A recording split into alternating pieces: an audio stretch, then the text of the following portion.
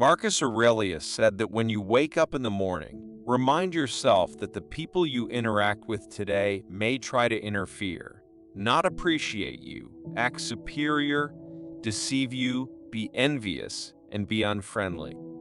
They behave this way because they cannot distinguish between what is right and wrong. But I have witnessed the goodness and badness in people, and I have come to understand that even though wrongdoers are not my family, we share the same way of thinking and have a part of divinity within us. None of them can harm me. Nobody can blame me for being ugly. I also cannot get angry or hate my family member.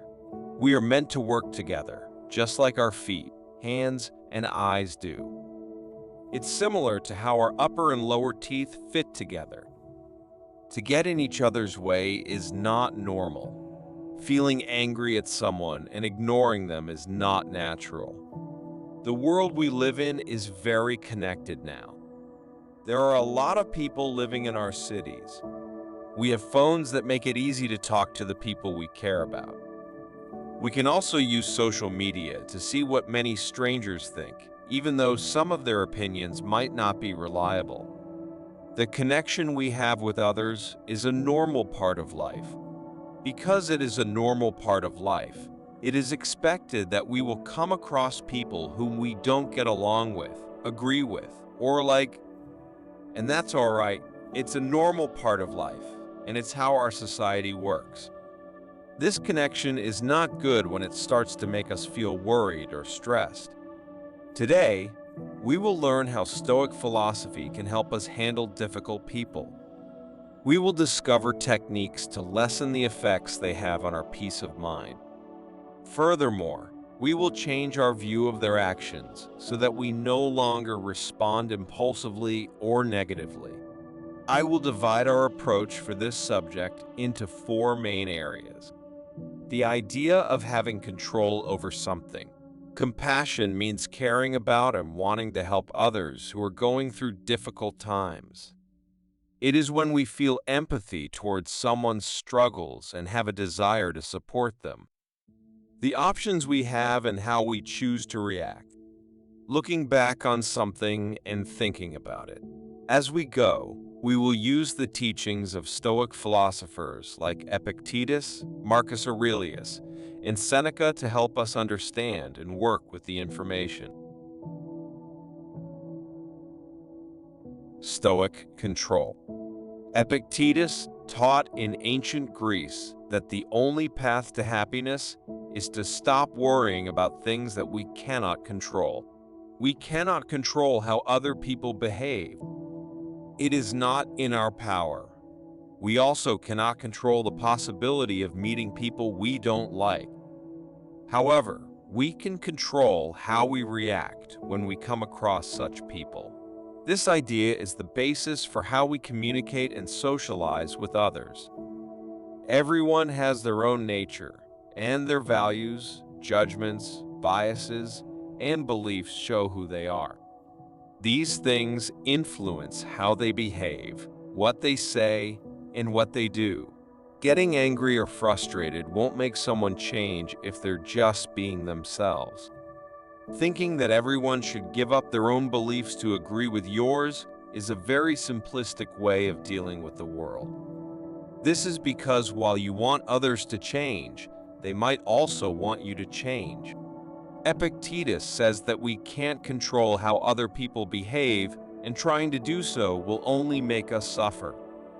He spoke, things that we have no control over include how we look physically, the social group we were born into, how others see us, and any awards or jobs we may receive. When we stay within what we can control, we naturally feel free, able to make decisions for ourselves, and have inner strength. Outside of that area, we are not very strong, have restrictions, and rely on others. If you rely on things you can't control and try to take what belongs to others, you might make mistakes, get hurt, and blame both gods and people. To prevent unnecessary pain, if we are unable to change something, we must learn to be okay with it. Acceptance does not mean you have to give in or let others do what they want, even if you don't agree with it. This means that we see others for who they are and understand that they will act according to their own personality. From that point, we can determine our course of action. Compassion and understanding. Next, we have compassion and understanding. When we encounter someone who bothers us or does something we don't like, it's really easy to just react right away and become annoyed or angry and start criticizing the person. But there is a reason behind everything we do, say, believe, and have biases for. We gain all of these things throughout our life from our experiences, interactions with others, successes and failures, difficulties and pain. Sadly, it is usually those who have had the hardest lives that cause the most harm. They transfer their pain onto the people and things around them. They treat others the same way they have been treated. When we don't have the skills to deal with our own struggles or past experiences, it affects our life as well as the lives of those around us. Being compassionate towards others means trying to understand why they are behaving in a certain way. Instead of getting angry or treating them badly, it is important to figure out the reasons behind their actions. By doing so, we can avoid reinforcing their negative beliefs or behavior. If you were in their position, in the beginning of this topic, Marcus Aurelius said, "When you wake up in the morning, remind yourself that the people you interact with today might be nosy, unappreciative, self-important, dishonest, envious, and grumpy.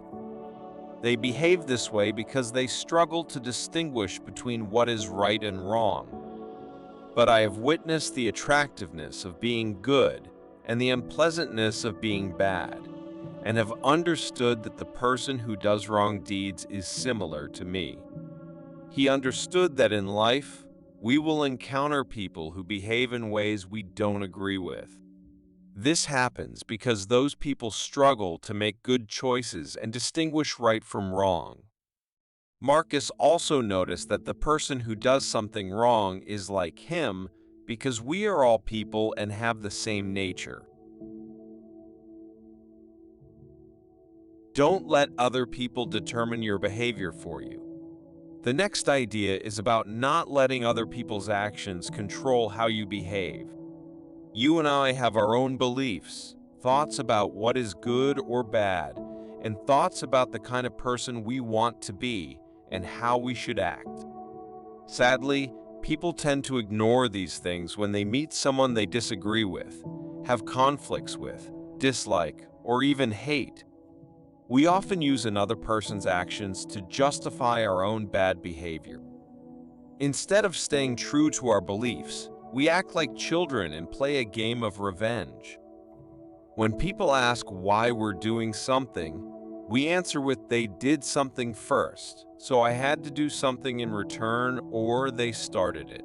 This means that we have let someone else's actions determine how we behave. We have given them power over us. Marcus Aurelius said that the best way to seek revenge is to not behave like the person who wronged you. Choose to do the right thing and stay true to what you believe in, and don't let someone else's behavior dictate your own actions. Make sure that your response is a conscious decision. Don't get involved in bad things. It's easy to meet bad people there, and it's hard to refuse their influence. To have a good life, we have the ability to make it happen. If we learn not to care about things that don't matter. Reflection. If someone tells you that someone is talking badly about you, don't try to come up with reasons for what they said. Instead, say, "That person didn't know about my other mistakes. Otherwise, they wouldn't have only mentioned these." Finally, we can look back and think about something. It is not good to think too much about what other people say about us. but it can be useful to notice if there are common ways that people respond and interact with us. Sometimes we might believe that we have a good understanding of how we appear to others. However, there are likely moments when we are unaware of certain aspects of our behavior or have blind spots in our self-perception. Sometimes these behaviors can harm our relationships and how we interact with other people. So, if someone reacts negatively towards us, it's okay to think that maybe it was just a one-time thing.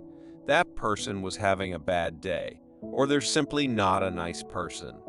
But if many people from different parts of our life react similarly, it could mean that the way we present ourselves is causing problems in our interactions with others. This doesn't mean things will change for sure. It's just something to consider and reflect upon. It suggests that we should think about our actions and whether there's something we can improve on to have better relationships with others in the future. If someone gives us criticism, we should try to see it without bias. It's not good to believe every criticism, but it's also not good to ignore all criticism. There is a middle ground between these two things where we consider what has been said without bias and try to figure out if it is true or not. Whenever there is a person, there is a chance to be kind,